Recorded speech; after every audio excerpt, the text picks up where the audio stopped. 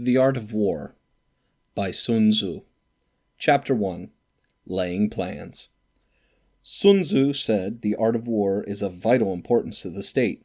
It is a matter of life and death, a road either to safety or to ruin. Hence, it is a subject of inquiry which can on no account be neglected. The art of war, then, is governed by 5 constant factors to be taken into account in one's deliberations, when seeking to determine the conditions obtaining in the field. These are the moral law, heaven, earth, the commander, and method and discipline. The moral law causes the people to be in complete accord with their ruler, so that they will follow him regardless of their lives, undismayed by any danger. Heaven signifies night and day, cold and heat, times and seasons. Earth comprises distances, great and small, danger and security, open ground and narrow passes, the chances of life and death. The commander stands for the virtues of wisdom, sincerity, benevolence, courage, and strictness.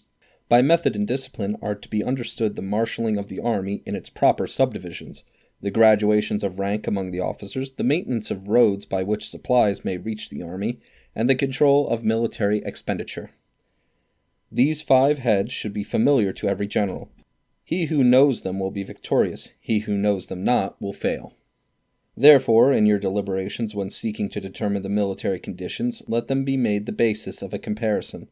In this wise, which of the 2 sovereigns is imbued with the moral law? Which of the 2 generals has most ability? With whom lies the advantages derived from heaven and earth? On which side is discipline most rigorously enforced? Which army is stronger? On which side are officers and men more highly trained? In which army is there a greater constancy both in reward and punishment? By means of these 7 considerations I can forecast victory or defeat. The general that hearkens to my counsel and acts upon it will conquer. Let such a one be retained in command. The general that hearkens not to my counsel nor acts upon it will suffer defeat. Let such a one be dismissed. While heeding the profit of my counsel, avail yourself also of any helpful circumstances over and beyond the ordinary rules. According as the circumstances are favorable, one should modify one's plans. All warfare is based on deception. Hence, when able to attack, we must seem unable. When using our forces, we must seem inactive. When we are near, we must make the enemy believe we are very far away. When far away, we must make them believe we are near. Hold out baits to entice the enemy. Feign disorder, and crush him. If he is secure at all points, be prepared for him. If he is in superior strength, evade him. If your opponent is of choleric temper, seek to irritate him. Pretend to be weak, that he may grow arrogant. If he is taking his ease, give him no rest. If his forces are united, separate them. Attack him where he is unprepared.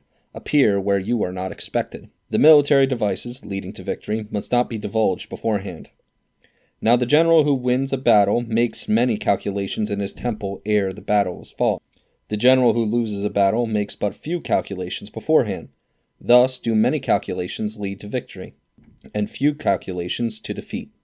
How much more no calculation at all, it is by attention to this point that I can foresee who is likely to win or lose. Chapter 2. Waging War. Sun Tzu said, in the operations of war, where there are in the field 1,000 swift chariots, as many heavy chariots, and 100,000 mail-clad soldiers, with provisions enough to carry them 1,000 li, the expenditure at home and at the front, including entertainment of guests, small items such as glue and paint, and sums spent on chariots and armor, will reach the total of 1,000 ounces of silver per day. Such is the cost of raising an army of 100,000 men. When you engage in actual fighting, if victory is long in coming, then men's weapons will grow dull, and their ardor will be damped. If you lay siege to a town, you will exhaust your strength. Again, if the campaign is protracted, the resources of the state will not be equal to the strain. Now, when your weapons are dulled, your ardor damped, your strength exhausted, and your treasure spent, other chieftains will spring up to take advantage of your extremity. Then no man, however wise, will be able to avert the consequences that must ensue. Thus, though we have heard of stupid haste in war, cleverness has never been seen associated with long delays. There is no instance of a country having benefited from a prolonged warfare. It is only one who is thoroughly acquainted with the evils of war that can thoroughly understand the profitable ways of carrying it on. The skillful soldier does not raise a second levy, neither are his supply wagons loaded more than twice. Bring war material with you from home, but forage on the enemy. Thus the army will have food enough for its needs. Poverty of the state exchequer causes an army to be maintained by contributions from a distance. Contributing to maintain an army at a distance causes the people to be impoverished. On the other hand, the proximity of an army causes prices to go up. The higher prices cause the people's subsistence to be drained away. When their subsistence is drained away, the peasantry will be afflicted by heavy exactions. With the loss of substance and exhaustion of strength, the homes of the people will be stripped bare, and 3/10 of their income will be dissipated, while government expenses for broken chariots, worn-out horses, breastplates and helmets, bows and arrows, spears and shields, protective mantelets, drought oxen, and heavy wagons will amount to 4/10 of its total revenue. Hence a wise general makes a point of foraging on the enemy. 1 cartload of the enemy's provisions is equivalent to 20 of one's own, and likewise a single picule of his provender is equivalent to 20 from one's own store. Now in order to kill the enemy, our men must be roused to anger. That there may be advantage from defeating the enemy, they must have their rewards. Therefore, in chariot fighting, when 10 or more chariots have been taken, those should be awarded who took the first. Our own flags should be substituted for those of the enemy, and chariots mingled and used in conjunction with ours. The captured soldiers should be kindly treated and kept. This is called using the conquered foes to augment one's own strength. In war, then, let your great object be victory, not lengthy campaigns. Thus it may be known that the leader of an army is the arbiter of the people's fate, the man on whom it depends whether the nation shall be in peace or in peril. Chapter 3. Attack by Stratagem. Sun Tzu said, "In the practical art of war, the best thing of all is to take the enemy's country whole and intact. To shatter and destroy it is not so good. So, too, it is better to recapture an entire army than to destroy it, to capture a regiment, a detachment, or a company entire than to destroy them. Hence, to fight and conquer in all your battles is not supreme excellence. Supreme excellence consists in breaking the enemy's resistance without fighting. Thus, the highest form of generalship is to balk the enemy's plans. The next best is to prevent the junction of the enemy's forces. The next in order is to attack the enemy's army in the field, and the worst policy of all is to besiege walled cities.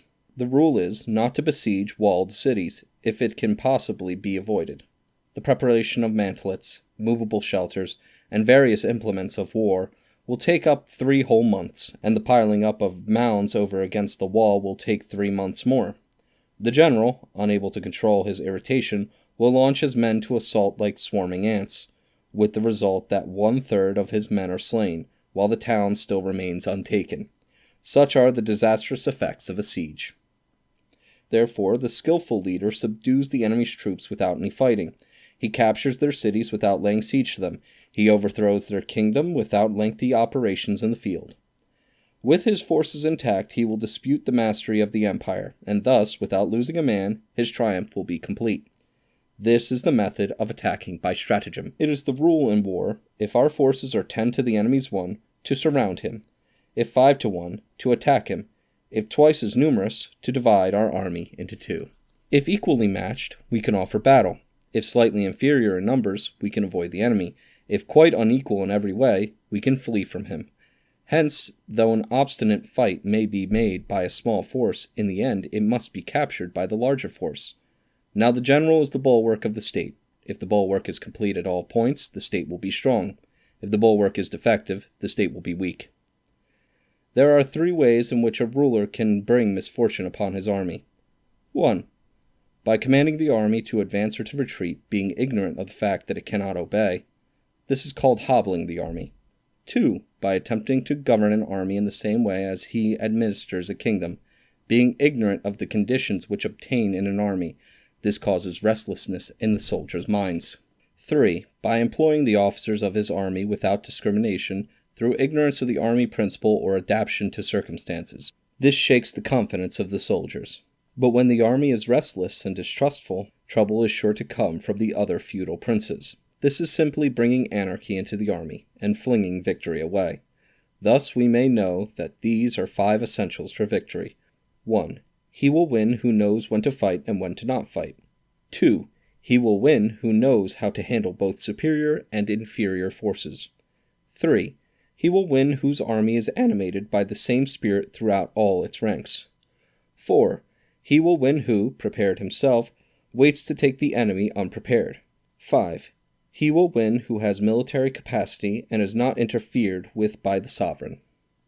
Hence the saying, if you know the enemy and know yourself, you need not fear the result of 100 battles. If you know yourself but not the enemy, for every victory gained you will also suffer a defeat. If you know neither the enemy nor yourself, you will succumb in every battle. Chapter 4. Tactical Dispositions. Sun Tzu said the good fighters of old first put themselves beyond the possibility of defeat, and then waited for an opportunity of defeating the enemy. To secure ourselves against defeat lies in our own hands, but the opportunity of defeating the enemy is provided by the enemy himself. Thus the good fighter is able to secure himself against defeat, but cannot make certain of defeating the enemy. Hence the saying, one may know how to conquer without being able to do it. Security against defeat implies defensive tactics. Ability to defeat the enemy means taking the offensive.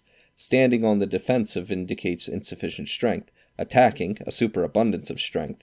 The general who is skilled in defense hides in the most secret recesses of the earth. He who is skilled in attack flashes forth from the topmost heights of heaven. Thus, on the one hand, we have the ability to protect ourselves, on the other, a victory that is complete. To see victory when it is only within the ken of the common herd is not the acme of excellence. Neither is the acme of excellence if you fight and conquer and the whole empire says, "Well done." To lift an autumn hair is no sign of great strength. To see the sun and moon is no sign of sharp sight. To hear the noise of thunder is no sign of a quick ear. What the ancients called a clever fighter is one who not only wins but excels in winning with ease. Hence his victories bring him neither reputation for wisdom nor credit for courage. He wins his battles by making no mistakes. Making no mistakes is what establishes the certainty of victory, for it means conquering an enemy that he has already defeated. Hence the skillful fighter puts himself into a position which makes defeat impossible, and does not miss the moment for defeating the enemy. Thus it is that in war the victorious strategist only seeks battle after the victory has been won, whereas he who is destined to defeat first fights and afterwards looks for victory. The consummate leader cultivates the moral law, and strictly adheres to method and discipline. Thus it is in his power to control success. In respect of military method, we have first, measurement, secondly, estimation of quantity, thirdly, calculation, fourthly, balancing of chances, fifthly, victory. Measurement owes its existence to earth, estimation of quantity to measurement, calculation to estimation of quantity, balancing of chances to calculation, and victory to balancing of chances. A victorious army opposed to a routed one is as a pound's weight placed in the scale against a single grain. The onrush of a conquering force is like the bursting of pent-up waters into a chasm 1,000 fathoms deep. Chapter 5. Energy. Sun Tzu said the control of a large force is the same principle as the control of a few men. It is merely a question of dividing up their numbers. Fighting with a large army under your command is no wise different from fighting with a small one. It is merely a question of instituting signs and signals. To ensure that your whole host may withstand the brunt of the enemy's attack and remain unshaken, this is effected by maneuvers, direct and indirect. That the impact of your army may be like a grindstone dashed against an egg. This is effected by the science of weak points and strong.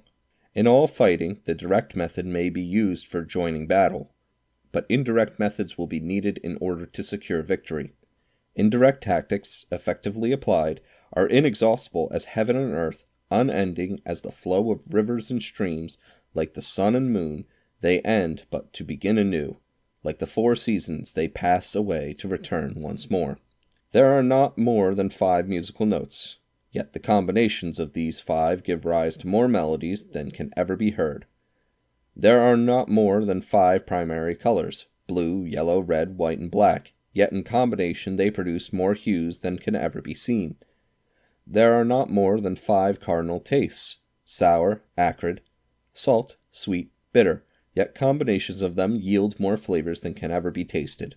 In battle, there are not more than 2 methods of attack, the direct and the indirect, Yet these two in combination give rise to an endless series of maneuvers. The direct and the indirect lead on to each other in turn. It is like moving in a circle. You never come to an end. Who can exhaust the possibilities of their combination? The onset of troops is like the rush of a torrent which will even roll stones along in its course. The quality of decision is like the well-timed swoop of a falcon which enables it to strike and destroy its victim. Therefore, the good fighter will be terrible in his onset and prompt in his decision. Energy will be likened to the bending of a crossbow, decision to the releasing of a trigger. Amid the turmoil and tumult of battle, there may be seeming disorder and yet no real disorder at all. Amid confusion and chaos, your array may be without head or tail, yet it will be proof against defeat. Simulated disorder postulates perfect discipline. Simulated fear postulates courage. Simulated weakness postulates strength. Hiding order beneath the cloak of disorder is simply a question of subdivision. Concealing courage under a show of timidity prepurposes a fund of latent energy. Masking strength with weakness is to be effected by tactical dispositions. Thus one who is skillful at keeping the enemy on the move maintains deceitful appearances, according to which the enemy will act. He sacrifices something that the enemy may snatch at it. By holding out baits, he keeps him on the march. Then with a body of picked men he lies in wait for him. The clever combatant looks to the effect of combined energy, and does not require too much from individuals, hence his ability to pick out the right men and utilize combined energy. When he utilizes combined energy, his fighting men become as it were like unto rolling logs or stones, for it is the nature of a log or stone to remain motionless on level ground, and to move when on a slope. If four-cornered, to come to a standstill, but if round-shaped, to go rolling down. Thus the energy developed by good fighting men is as the momentum of a round stone rolled down a mountain thousands of feet in height. So much on the subject of energy. Chapter 6. Weak Points and Strong. Sun Tzu said, "Whoever is first in the field and awaits the coming of the enemy will be fresh for the fight. Whoever is second in the field and has to hasten to battle will arrive exhausted." Therefore, the clever combatant imposes his will on the enemy, but does not allow the enemy's will to be imposed on him. By holding out advantages to him, he can cause the enemy to approach on his own accord, or, by inflicting damage, he can make it impossible for the enemy to draw near. If the enemy is taking his ease, he can harass him. If well supplied with food, he can starve him out. If quietly encamped, he can force him to move. Appear at points which the enemy must hasten to defend. March swiftly to places where you are not expected. An army may march great distances without distress, if it marches through country where the enemy is not. You can be sure of succeeding in your attacks if you only attack places which are undefended. You can ensure the safety of your defense if you only hold positions that cannot be attacked. Hence that general is skillful in attack whose opponent does not know what to defend, and he is skillful in defense whose opponent does not know what to attack. O divine art of subtlety and secrecy! Through you we learn to be invisible, through you inaudible, and hence we can hold the enemy's fate in our hands. You may advance and be absolutely irresistible if you make for the enemy's weak points. You may retire and be safe from pursuit if your movements are more rapid than those of the enemy. If we wish to fight, the enemy can be forced to an engagement even though he be sheltered behind a high rampart or a deep ditch. All we need do is attack some other place that he will be obliged to relieve. If we do not wish to fight, we can prevent the enemy from engaging us even though the lines of our encampment be merely traced out on the ground. All we do is to throw something odd and unaccountable in his way. By discovering the enemy's dispositions and remaining invisible ourselves, we can keep our forces concentrated, while the enemy's must be divided. We can form a single united body while the enemy must split up into fractions. Hence there will be a whole pitted against separate parts of a whole, which means that we shall be many to the enemy's few. And if we are able thus to attack an inferior force with a superior one, our opponents will be in dire straits. The spot where we intend to fight must not be made known, for then the enemy will have to prepare against a possible attack at several different points, and his forces being thus distributed in many directions, the numbers we shall have to face at any given point will be proportionately few. For should the enemy strengthen his van, he will weaken his rear. Should he strengthen his rear, he will weaken his van. Should he strengthen his left, he will weaken his right. Should he strengthen his right, he will weaken his left. If he sends reinforcements everywhere, he will everywhere be weak. Numerical weakness comes from having to prepare against possible attacks. Numerical strength from compelling our adversary to make these preparations against us. Knowing the place and the time of the coming battle, we may concentrate from the greatest distances in order to fight, but if neither time nor place be known, then the left wing will be impotent to succor the right, and the right equally impotent to the succor of the left. The van unable to relieve the rear, or the rear to support the van. How much more so if the furthest portions of the army are anything under 100 li apart, and even the nearest are separated by several li.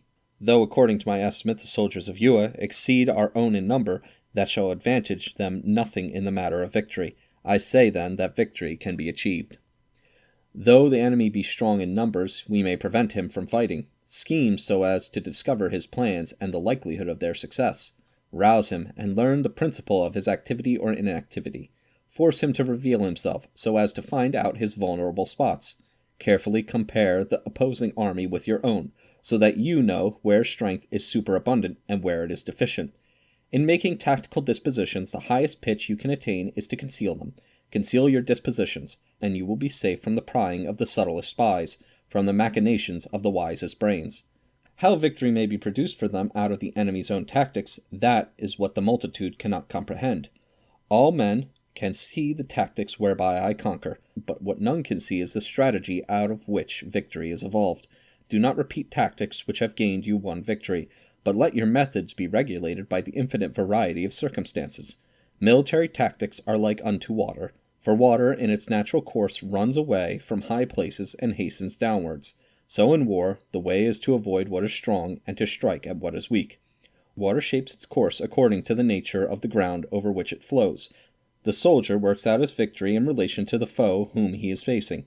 Therefore, just as water retains no constant shape, so in warfare there are no constant conditions. He who can modify his tactics in relation to his opponent, and thereby succeed in winning, may be called a heaven-born captain. The 5 elements, water, fire, wood, metal, earth, are not always equally predominant. The 4 seasons make way for each other in turn. There are short days and long. The moon has its periods of waning and waxing. Chapter 7. Maneuvering. Sun Tzu said, in war the general receives his commands from the sovereign.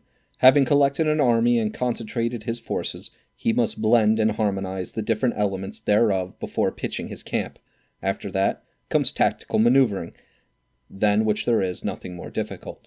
The difficulty of tactical maneuvering consists in turning the devious into the direct, and misfortune into gain. Thus, to take a long and circuitous route, after enticing the enemy out of the way, and though starting after him, to contrive to reach the goal before him, shows knowledge of the artifice of deviation. Maneuvering with an army is advantageous, with an undisciplined multitude most dangerous. If you set a fully equipped army in march in order to snatch an advantage, the chances are that you will be too late. On the other hand, to detach a flying column for the purpose involves the sacrifice of its baggage and stores. Thus, if you order your men to roll up their buff coats and make forced marches without halting day or night, covering double the usual distance at a stretch, doing 100 li in order to wrest an advantage, the leaders of all your 3 divisions will fall into the hands of the enemy. The stronger men will be in the front. The jaded ones will fall behind, and on the plan only 1/10 of your army will reach its destination. If you march 50 li in order to outmaneuver the enemy, you will lose the leader of your 1st division, and only half your force will reach the goal. If you march 30 li with the same object, 2/3 of your army will arrive. We may take it then that an army without its baggage train is lost. Without provisions it is lost. Without bases of supply it is lost. We cannot enter into alliances until we are acquainted with the designs of our neighbors. We are not fit to lead an army on the march unless we are familiar with the face of the country, its mountains and forests, its pitfalls and precipices, its marshes and swamps. We shall be unable to turn natural advantage to account unless we make use of local guides. In war, practice dissimulation, and you will succeed. Whether to concentrate or to divide your troops must be decided by circumstances. Let your rapidity be that of the wind, your compactness that of the forest. In raiding and plundering be like fire, in immovability like a mountain. Let your plans be dark and impenetrable as night. and when you move, fall like a thunderbolt. When you plunder a countryside, let the spoils be divided amongst your men. When you capture new territory, cut it up into allotments for the benefit of the soldiery. Ponder and deliberate before you make a move. He will conquer who has learnt the artifice of deviation, such as the art of maneuvering. The Book of Army Management says, "On the field of battle, the spoken word does not carry far enough, hence the institution of gongs and drums, nor can ordinary objects be seen clearly enough, hence the institution of banners and flags."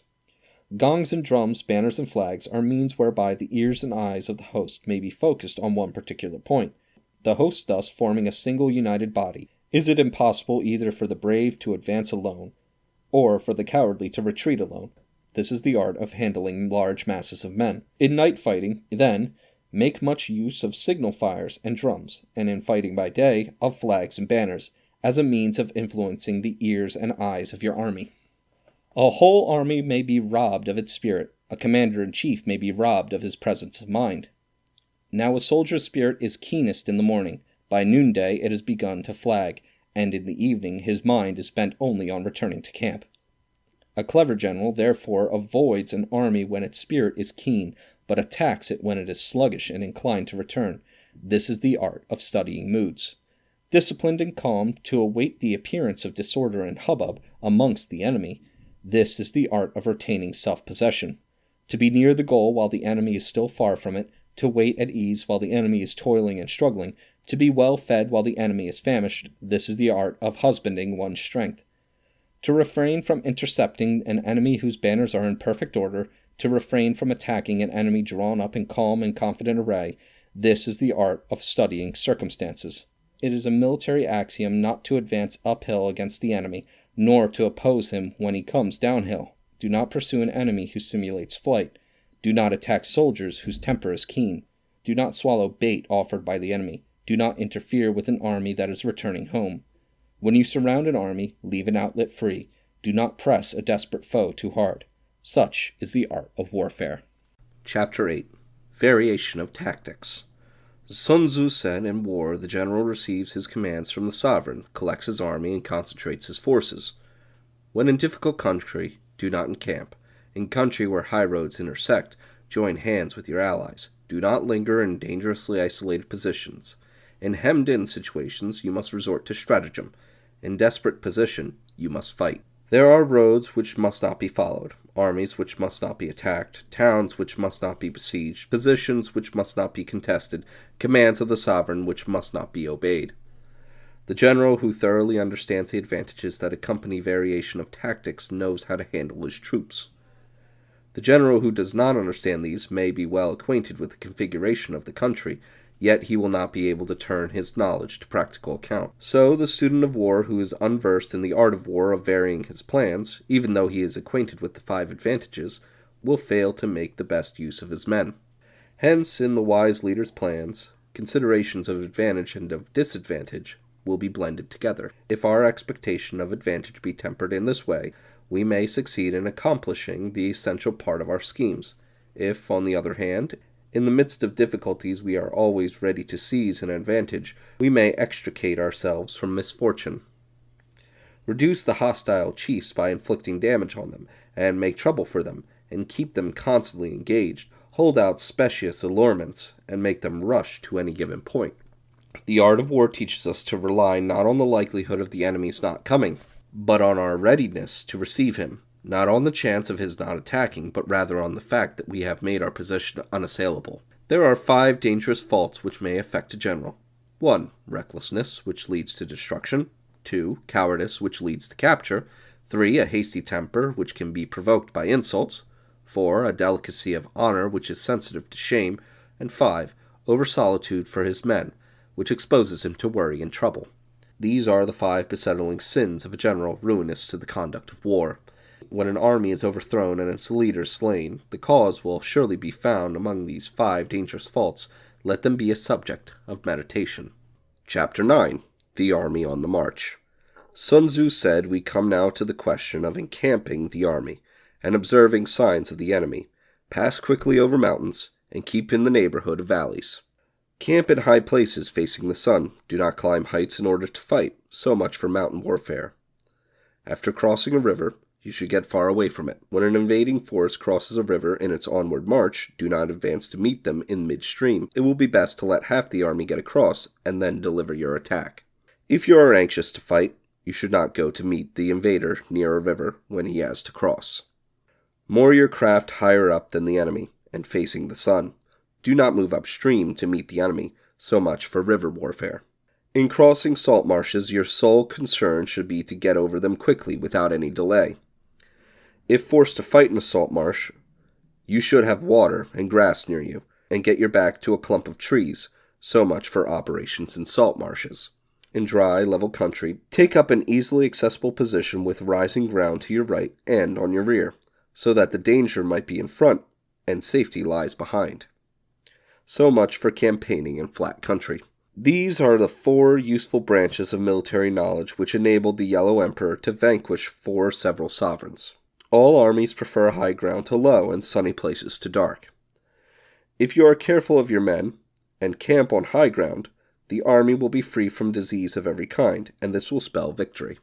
When you come to a hill or a bank, occupy the sunny side, with the slope on your right rear. Thus you will at once act for the benefit of your soldiers and utilize the natural advantages of the ground.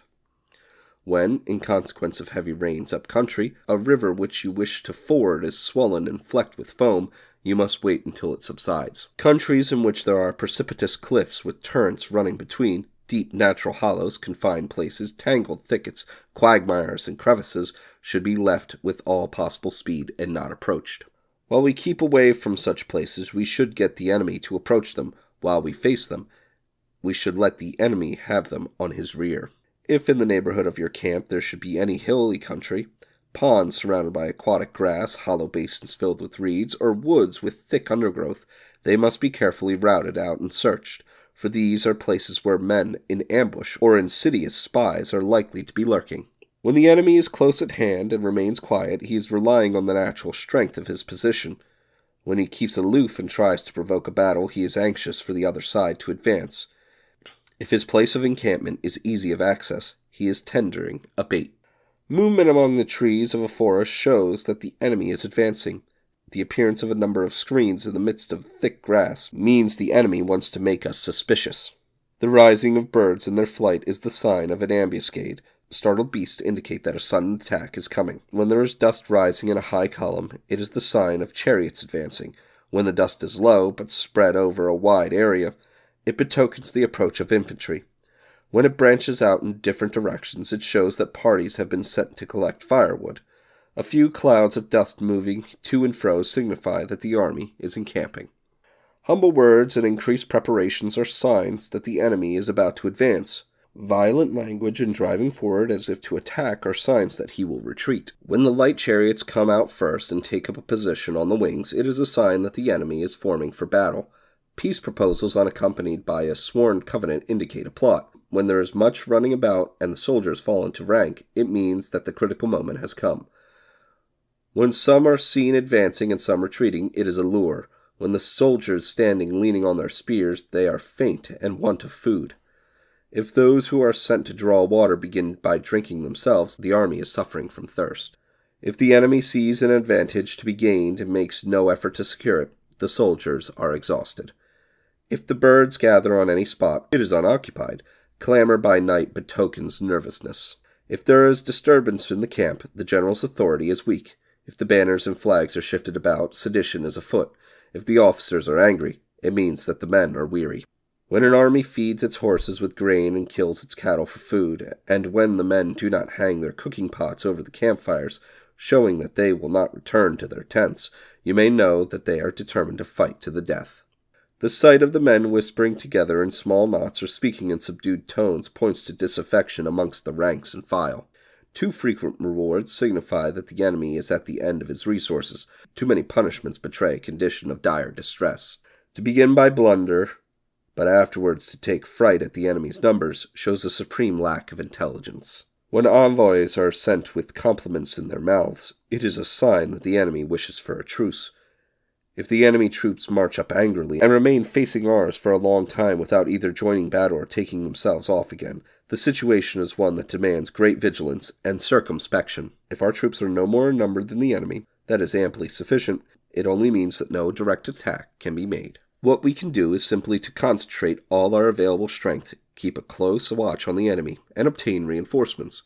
He who exercises no forethought, but makes light of his opponent, is sure to be captured by them. If soldiers are punished before they have grown attached to you, they will not prove submissive, and, unless submissive, they will be practically useless. If when the soldiers have become attached to you, punishments are not enforced, they will still be useless. Therefore, soldiers must be treated in the first instance with humanity, but kept under control by means of iron discipline. This is a certain road to victory. If in training soldiers' commands are habitually enforced, the army will be well disciplined. If not, its discipline will be bad. If a general shows confidence in his men, but always insists on his orders being obeyed, the gain will be mutual. Chapter 10. Terrain. Sun Tzu said, "We may distinguish 6 kinds of terrain, to wit, accessible ground, entangling ground, temporizing ground, narrow passes, precipitous heights, positions at a great distance from the enemy. Ground which can be freely traversed by both sides is called accessible. With regard to ground of this nature, be before the enemy in occupying the raised and sunny spots, and carefully guard your line of supplies. Then you will be able to fight with advantage. Ground which can be abandoned but is hard to reoccupy is called entangling. From a position of this sort, if the enemy is unprepared, you may sally forth and defeat him, but if the enemy is prepared for your coming, and you fail to defeat him, then return being impossible, disaster will ensue. When the ground is such that neither side will gain by making the first move, it is called temporizing ground. In a position of this sort, even though the enemy should offer us an attractive bait, it will be advised not to stir forth, but rather to retreat, thus enticing the enemy in his turn. Then, when part of his army has come out, we may deliver our attack with advantage. With regard to narrow passes, if you can occupy them first, let them be strongly garrisoned and await the advent of the enemy. Should the army forestall you in occupying a pass, do not go after him if the pass is fully garrisoned, but only if it is weakly garrisoned. With regard to precipitous heights, if you are beforehand with your adversary, you should occupy the raised and sunny spots, and there wait for him to come up. If the enemy has occupied them before you, do not follow him, but retreat and try to entice him away. If you are situated at a great distance from the enemy, and the strength of the 2 armies is equal, it is easy not to provoke a battle, and fighting will be to your disadvantage. These 6 are the principles connected with earth. The general who has attained a responsible post must be careful to study them. Now an army is exposed to 6 several calamities, not arising from natural causes, but from faults for which the general is responsible. These are flight, insubordination, collapse, ruin, disorganization, rout. Other conditions being equal, if one force is hurled against another 10 times its size, the result will be the flight of the former. When the common soldiers are too strong and their officers are too weak, the result is insubordination. When the officers are too strong and the common soldiers is too weak, the result is collapse. When the higher officers are angry and insubordinate, and on meeting the enemy give battle on their own account from a feeling of resentment, before the commander-in-chief can tell whether or not he is in position to fight, the result is ruin. When the general is weak and without authority, when his orders are not clear and distinct, when there are no fixed duties assigned to officers and men, and the ranks are formed in a slovenly, haphazard manner, the result is utter disorganization. When a general, unable to estimate the enemy's strength, always an inferior force to engage a larger one, or hurls a weak detachment against a powerful one, and neglects to place picked soldiers in the front rank, the result must be rout. These are 6 ways of courting defeat, which must be carefully noted by the general who has attained a responsible post. The natural formation of the country is the soldier's best ally, but a power of estimating the adversary, of controlling the forces of victory, and of shrewdly calculating difficulties, dangers, and distances, constitutes the test of a great general. He who knows these things, and in fighting puts his knowledge into practice, will win his battles. He who knows them not, nor practices them, will surely be defeated. If fighting is sure to result in victory, then you must fight, even though the ruler forbid it. If fighting will not result in victory, then you must not fight even at the ruler's bidding. The general who advances without coveting fame and retreats without fearing disgrace, whose only thought is to protect his country and do good service for his sovereign, is the jewel of the kingdom. Regard your soldiers as your children, and they will follow you into the deepest valleys. Look upon them as your own beloved sons, and they will stand by you even unto death. If, however, you are indulgent, but unable to make your authority felt, kind-hearted, but unable to enforce your demands, and incapable, moreover, of quelling disorder, then your soldiers must be likened to spoilt children. They are useless for any practical purpose. If we know that our own men are in a condition to attack, but are unaware that the enemy is not open to attack, we have gone only halfway towards victory. If we know that the enemy is open to attack, but are unaware that our own men are not in a condition to attack, we have gone only halfway towards victory. If we know that the enemy is open to attack, and also know that our men are in a condition to attack, but are unaware that the nature of the ground makes fighting impracticable, we have still gone only halfway towards victory. Hence, the experienced soldier, once in motion, is never bewildered. Once he has broken camp, he is never at a loss. Hence the saying, if you know the enemy and know yourself, your victory will not stand in doubt. If you know heaven and know earth, you may make your victory complete. Chapter 11. The 9 Situations. Sun Tzu said the art of war recognizes 9 varieties of ground. 1. Dispersive ground. 2. Facile ground. 3. Contentious ground. 4. Open ground. 5. Ground of intersecting highways. 6. Serious ground. 7. Difficult ground. 8. Hemmed-in ground. And 9. Desperate ground. When a chieftain is fighting in his own territory, it is dispersive ground. When he has penetrated into hostile territory, but to no great distance, it is facile ground. Ground, the possession of which imports great advantage to either side, is contentious ground. Ground on which each side has liberty of movement is open ground. Ground which forms the key to 3 contiguous states so that he who occupies it first has most of the empire at his command, is a ground of intersecting highways. When an army has penetrated into the heart of a hostile country, leaving a number of fortified cities in its rear, it is serious ground. Mountain forests, rugged steeps, marshes and fens, all country that is hard to traverse, that is difficult ground. Ground which is reached through narrow gorges, and from which we can only retire by tortuous paths, so that a small number of the enemy would suffice to crush a large body of our men, that is hemmed-in ground. Ground on which we can only be saved from destruction by fighting without delay, is desperate ground. On dispersive ground, therefore, fight not. On facile ground, halt not. On contentious ground, attack not. On open ground, do not try to block the enemy's way. On ground of intersecting highways, join hands with your allies. On serious ground, gather and plunder. In difficult ground, keep steadily on the march. On hemmed-in ground, resort to stratagem. On desperate ground, fight.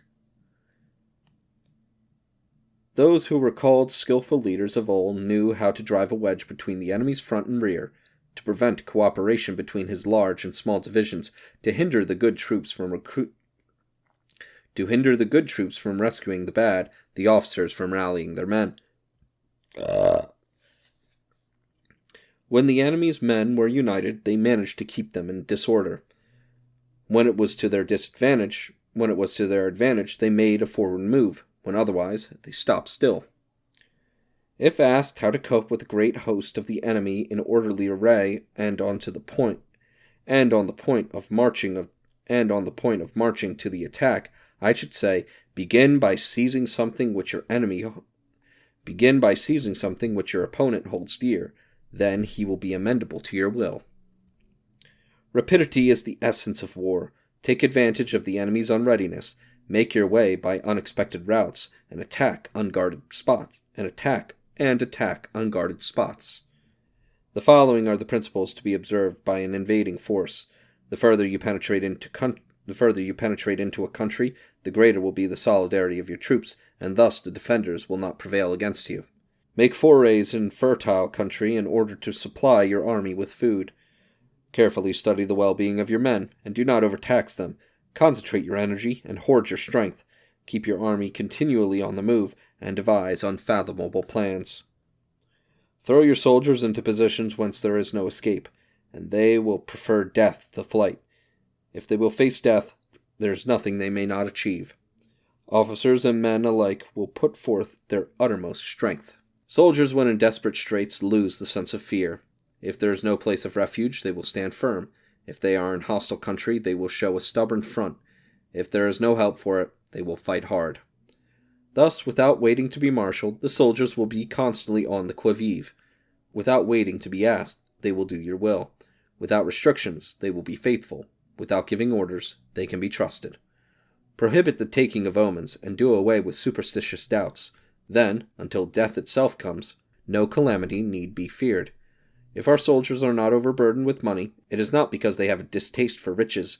If their lives are not unduly long, it is not because they are disinclined to longevity. On the day they are ordered out to battle, your soldiers may weep, those sitting up bedewing their garments, and those lying down letting the tears run down their cheeks. But let them once be brought to bay, and they will display the courage of a Chu or a Kui. The skillful tactician may be likened to the Shuizhan. Now, the Shuizhan is a snake that is found in the Chang Mountains. Strike at its head, and you will be attacked by its tail. Strike at its tail, and you will be attacked by its head. Strike at the middle, and you will be attacked by head and tail both. Asked if an army can be made to imitate the Shuizhan, I should answer, yes. For the men of Wu and the men of Yue are enemies. Yet if they are crossing a river in the same boat and are caught by a storm, they will come to each other's assistance just as the left hand helps the right. Hence it is not enough to put one's trust into the tethering of horses and the burying of chariot wheels in the ground. The principle on which to manage an army is to set up one standard of courage which all must reach. How to make the best of both strong and weak, that is a question involving the proper use of ground. Thus the skillful general conducts his army just as though he were leading a single man, willy-nilly, by the hand. It is the business of a general to be quiet, and thus ensure secrecy, upright and just, and thus maintain order. He must be able to mystify his officers and the men by false reports and appearances, and thus keep them in total ignorance. By altering his arrangements and changing his plans, he keeps the enemy without definite knowledge. By shifting his camp and taking circuitous routes, he prevents the enemy from anticipating his purpose. At the critical moment, the leader of an army acts like one who has climbed up a height and then kicks away the ladder behind him. He carries his men deep into hostile territory before he shows his hand. He burns his boats and breaks his cooking pots. Like a shepherd driving a flock of sheep, he drives his men this way and that, and none knowing whither he is going. To muster his host and to bring it into danger, this may be termed the business of the general. The different measures suited to the 9 varieties of ground, the expediency of aggressive or defensive tactics, and the fundamental laws of human nature, these are things that must most certainly be studied. When invading hostile territory, the general principle is that penetrating deeply brings cohesion. Penetrating but a short way means disruption. When you leave your own country behind and take your army across neighborhood territory, you find yourself on critical ground. When there are means of communication on all 4 sides, the ground is one of intersecting highways.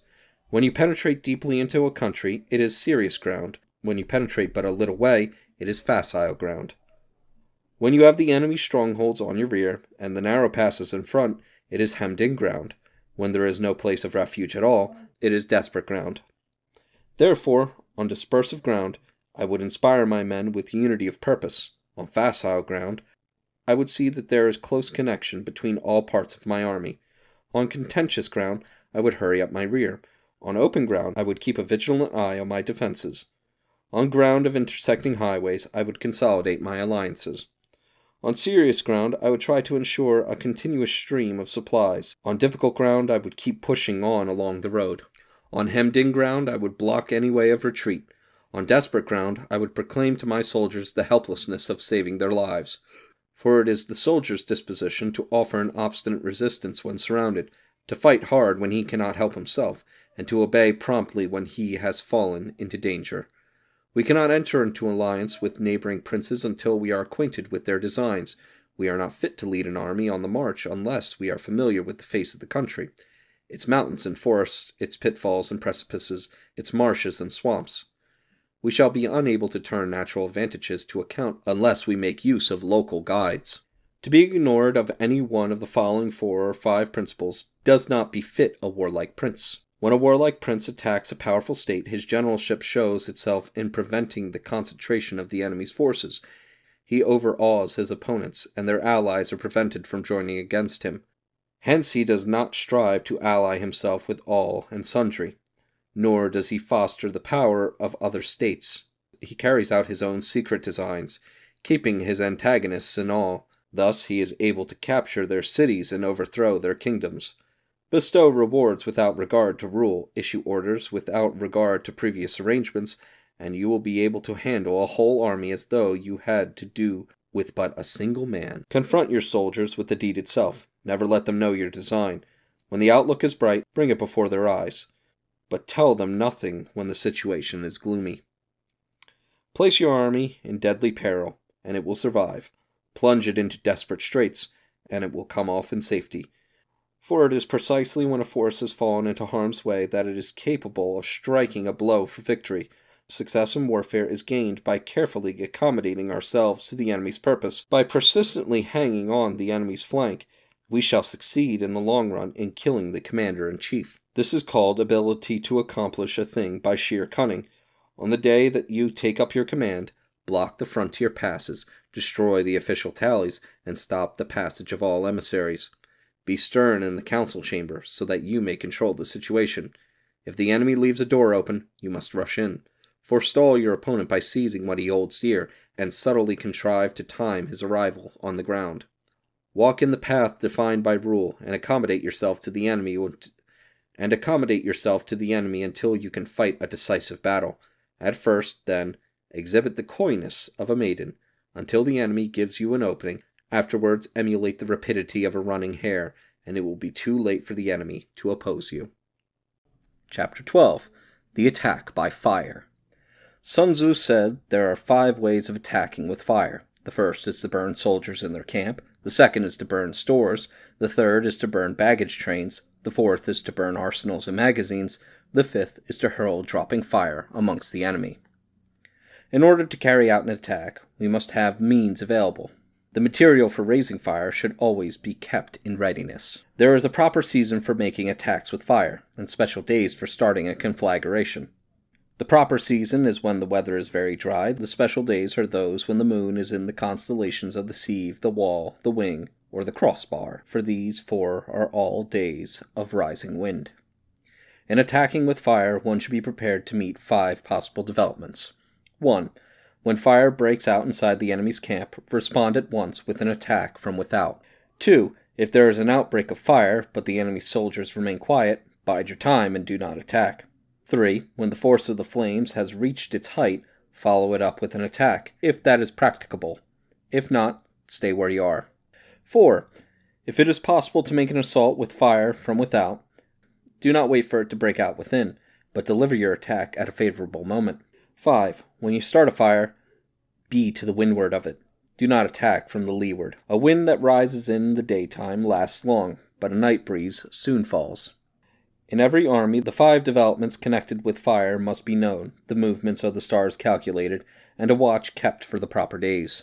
Hence those who use fire as an aid to the attack show intelligence. Those who use water as an aid to the attack gain an ascension of strength. By means of water, an enemy may be intercepted, but not robbed of all his belongings. Unhappy is the fate of one who tries to win his battles and succeed in his attacks without cultivating the spirit of enterprise, for the result is waste of time and general stagnation. Hence the saying, the enlightened ruler lays his plans well ahead, the good general cultivates his resources. Move not unless you see an advantage. Use not your troops unless there is something to be gained. Fight not unless the position is critical. No ruler should put troops into the field merely to gratify his own spleen. No general should fight a battle simply out of pique. If it is to your advantage, make a forward move. If not, stay where you are. Anger may in time change to gladness. Vexation may be succeeded by content. But a kingdom that has once been destroyed can never come again into being, nor can the dead ever be brought back to life. Hence the enlightened ruler is heedful, and the good general full of caution. This is the way to keep a country at peace and an army intact. Chapter 13. The Use of Spies. Sun Tzu said, raising a host of 100,000 men and marching them great distances entails heavy loss on the people and a drain on the resources of the state. The daily expenditure will amount to 1,000 ounces of silver. There will be commotion at home and abroad, and men will drop down exhausted on the highways. As many as 700,000 families will be impeded in their labor. Hostile armies may face each other for years, striving for the victory which is decided in a single day. This being so, to remain in ignorance of the enemy's condition simply because one grudges the outlay of 100 ounces of silver in honors and emoluments is the height of inhumanity. One who acts thus is no leader of men, no present help to his sovereign, no master of victory. Thus, what enables the wise sovereign and the good general to strike and conquer and achieve things beyond the reach of ordinary men is foreknowledge. Now this foreknowledge cannot be elicited from spirits. It cannot be obtained inductively from experience, nor by any deductive calculation. Knowledge of the enemy's disposition can only be obtained from other men. Hence the use of spies, of whom there are 5 classes. 1. Local spies. 2. Inward spies. 3. Converted spies. 4. Doomed spies. 5. Surviving spies. When these 5 kinds of spy are all at work, none can discover the secret system.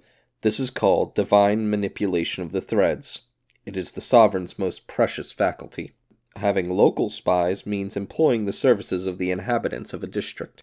Having inward spies, making use of officials of the enemy. Having converted spies, getting hold of the enemy's spies and using them for our own purposes. Having doomed spies, doing certain things openly for purposes of deception, and allowing our spies to know of them and report them to the enemy. Surviving spies, finally, are those who bring back news from the enemy's camp. Hence it is that which none in the whole army are more intimate relations to be maintained than with spies. None should be more liberally rewarded.